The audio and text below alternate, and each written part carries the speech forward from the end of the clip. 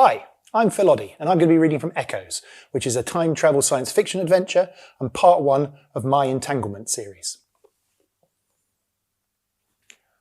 I was not supposed to be on this train.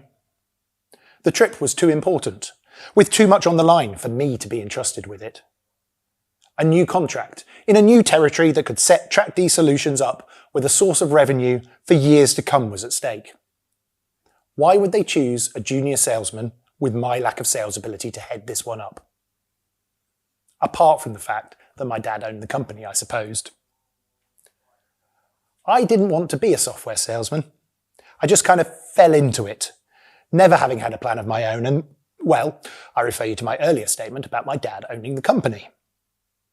It was an easy option.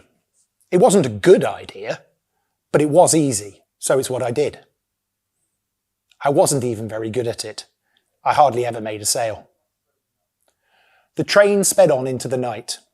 I closed my eyes and sank into the rhythm of the wheels on the track. Da-dum, da-dum, da-dum, da-dum. Can't make a sale. Can't make a sale.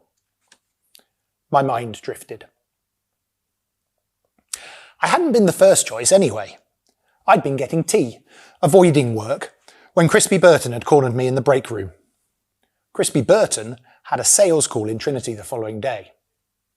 Crispy Burton had found that, because of extenuating circumstances, he could not attend. This was, he believed, an opportunity for you, Estrell, maybe even a golden ticket to the senior sales team. Crispy Burton was an excellent example of why I didn't want to join the senior sales team. He was a man of a certain type, in advanced middle age, with an inflated opinion of himself.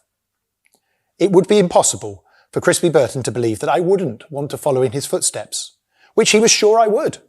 If you play your cards right and bring home the bacon, rah, something like that. I wasn't sure he actually said rah, but it was illustrative of who Crispy Burton was, if the name Crispy wasn't enough for you. Regardless, it was a bit of a blur and I hadn't meant to say yes.